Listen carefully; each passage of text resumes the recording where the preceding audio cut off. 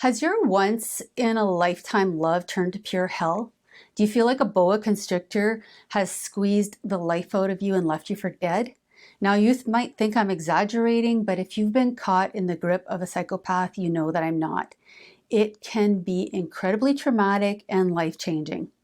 Many people believe that female psychopaths are rare, even non-existent, and that they represent a very, very small fraction of all psychopaths. And while this may be true, this premise is being questioned, with some suggesting that female psychopaths are simply expressing their deceitful, manipulative, callous, ruthless, exploitative traits differently than males.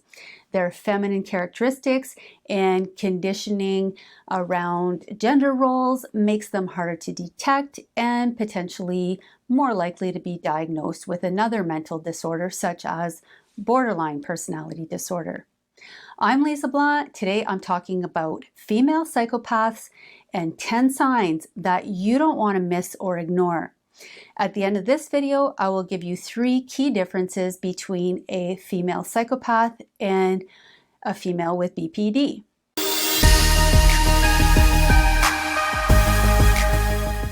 If you like this video, please consider subscribing to my channel and hitting the notification bell so you don't miss anything.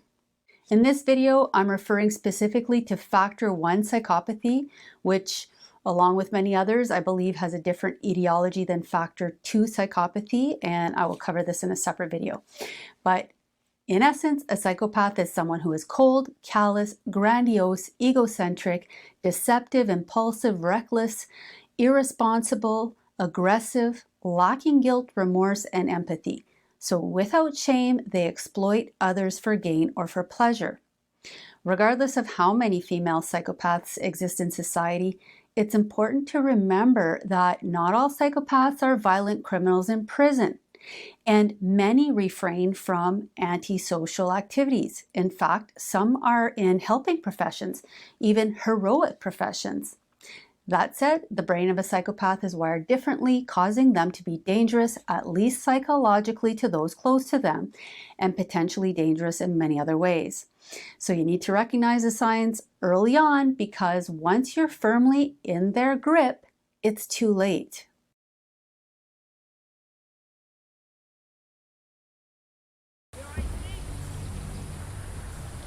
Actually, yeah, it's amazing how strong it is. So keep in mind that psychopaths comprise of a very small fraction of the population, 1 to 2%. And many of the points I'm going to make in this video apply to male psychopaths as well. Let's see if I can show you a little bit more about how this snake hunts. Okay, so in no particular order, number 1, a psychopath is lacking or seriously limited in her ability to feel empathy, guilt, shame, remorse, fear, and other negative emotions. The female psychopath, however, tends to be very good at faking emotional responses, especially when she needs to, like in the beginning of the relationship or when she's in public. However, she doesn't feel bad when she does something wrong. She doesn't feel the need to apologize or take responsibility for harmful actions, and she may not even get why you're so hurt. And if she does, she sees it as your problem. You're too sensitive. Number 2, one emotion that is not dampened in psychopaths is anger. They are prone to adult temper tantrums, angry outbursts, fits of rage. Where the male psychopath may be prone to yelling and having outbursts at work or in public, this might be as an emotional release or a way to hijack your fear response in order to manipulate or exploit you. The female psychopath lashes out more in covert, indirect ways. Number 3, the female psychopath uses logic over emotions to make decisions, same as the male. They rationalize, intellectualize, and objectify people and situations, and they like it this way. They feel superior in the fact that they are not controlled by emotions. Number 4, like the female covert narcissist, the psychopath preys on Phil, the protector, provider, hero, savior, that guy with high integrity who is loving and loyal. And let's face it, we all love Phil, but in the hands of a narcissist, Phil's amazing qualities will be used against him, And in the hands of a psychopath, they will be used to destroy him. Although Phil makes a perfect target and makes things a whole lot easier for the female psychopath, she can make do with other personality types. But there are some prerequisites, and because I like to create acronyms, I'll call this personality type Cole. Cole is competitive and cooperative. Once invested, he gives it his all, doesn't give up. He doesn't quit even when the going gets tough. He doesn't accept failure and will go the extra mile to try and win or even make sure everyone wins. He believes that if he works hard enough, does the right things, there will be a trophy or reward at the end of it all. The female psychopath likes a challenge, and she enjoys breaking down a strong man with a competitive spirit. She will allow him to lead at first, to be in charge, and then slowly, subtly test his boundaries, his compliance, his willingness to cooperate and obey. The O is for optimism. Cole is trusting. His core belief is that people are inherently good. He gives people the benefit of the doubt, even when he sees the red flags.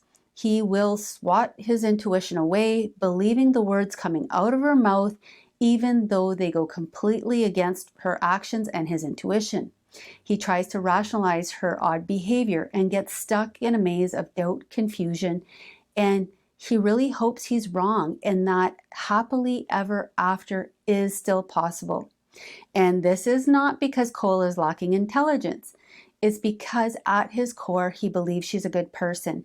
He believes that if he gives her what she needs, he can save her and heal her. But that is just not true. L is for longing, and like many, he's longing for that once-in-a-lifetime love to fulfill his deepest needs and desires. So he easily buys into the fantasy, drinks her Kool-Aid, and unknowingly allows her to infiltrate his system, hijacking him entirely. E is for empathy, sympathy, and a strong sense of guilt and obligation. Cole genuinely wants to help, which of course the psychopath completely uses to her advantage. She can easily use her victim card to make him feel obligated to help her and give her what she wants. Number 5, she is incredibly adept at reading others. A psychopath hears what you're saying, but they also hear what you're not saying. Because they are so deceptive, they've learned not to listen so much to words, but rather to pay attention to nonverbals, microexpressions, body language, tones, and so on. People high in psychopathic traits seem to have this extra perceptive ability, which makes them seem like mind readers.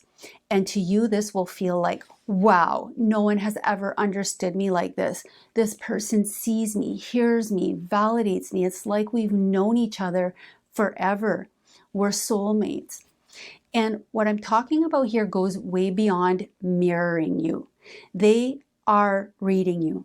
So for example, let's say you tell the psychopath something like, my mom was a single parent raising me and my little brother. She works 3 jobs to support us, and I'm so grateful for everything she did for us. Now I do everything I can to help her financially in any other way that I can. Now, a neurotypical person might think, wow, that's really great that you help your mom out after all that she's done for you.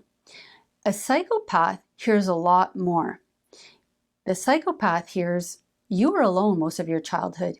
You had a roof over your head, but your mom wasn't there. You were lonely. You didn't get the love and nurturing that you needed. You had to take care of yourself and your brother. You have a lot of empathy. You have money. You're willing to give your money to help others, and so on. Number 6, psychopaths love to leverage your emotional weaknesses and personal information against you.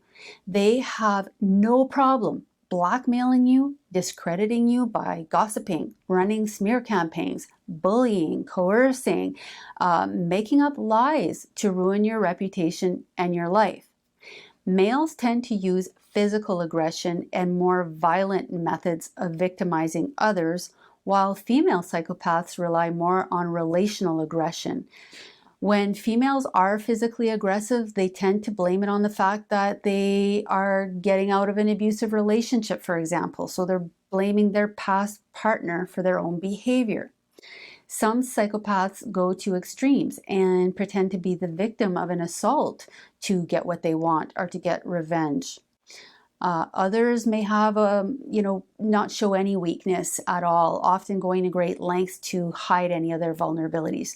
But either way, they will use your vulnerabilities to tighten their grip on you. Oh, this tail's going around the back of my neck now. It's just finding places and ways of getting purchase to use its really strong muscles in choking me. Number 7, psychopaths do not have the ability to love and bond in the way that neurotypicals do. The psychopath is only attached to what you can give them and do for them. So you're interchangeable. The psychopath objectifies you and serves themselves to whatever you have. Their relationships are strategic rather than based on a need for love and connection. If you can help them get ahead, you are useful, period. And they will either discard you completely or emotionally when you are no longer of use, or maybe just, keep you on a shelf close by in case they need something in the future. Number 8, female psychopaths develop relationships with their victims. They don't typically prey on strangers the way male psychopaths do. So the closer you are to a female psychopath, the worse her abuse gets. She may be completely normal in public while abusing you and twisting up your mind in private. Number 9, the psychopath will quickly figure out exactly what you want to hear, what excites you, what you've been lacking. She may play the victim or the vixen card, often mixing both for an especially powerful spell over you. The female psychopath can be very fiery and fulfill your every fantasy, but it's just that, a fantasy, and soon she will be pulling her magic carpet from under you. Number 10, psychopaths can come across as hyper honest and super straightforward, but they can also easily cheat, lie, withhold information as needed. The psychopath loves providing half-truths. They love giving you information that will make you think, wow, they're being so honest. They didn't need to tell me that or give me that information, so they must be telling me the truth. But they are masters of deception and conning you to get what they want. The reality is that they are using you for power, money, sex, or whatever resources they need. So she will be lovely when she needs to be and ghost you or discard you when you're not convenient to her. You will be put on the shelf repeatedly, and even after she discards you, you may find yourself still feeling guilty or obligated to help her when she intermittently reaches out. And almost without a doubt, you will be left spinning in confusion, ruminating, and suffocating long after she's gone. And every time I breathe out, it just tightens a little bit more, until eventually I can't get any air in or out of my lungs. So, unlike someone with borderline personality disorder, a psychopath is not fearful.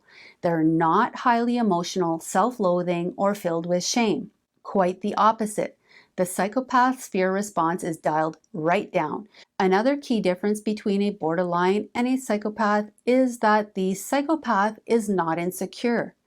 They know who they are, and although they do wear masks, they're not confused, nor do they need your approval, reassurance, or validation. A third key difference is that the borderline feels very guilty about their harmful words and behavior. Although they may not be able to control themselves in the moment, they hate themselves for hurting you. And they tend to apologize sincerely, profusely, and repeatedly, whereas the psychopath only apologizes to look good, to reel you back in, and to tighten her grip on you. Constricting basically means to strangle, to suffocate the life out of prey.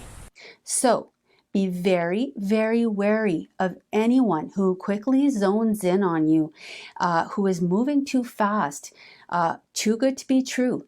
Learn to recognize the signs and learn to protect and defend yourself from these psychological attacks.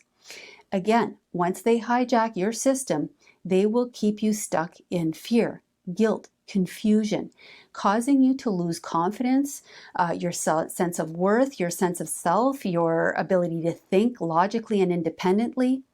And if you do manage to get away, do not give her any further access to you. Stop answering her calls, texts, checking her social media accounts.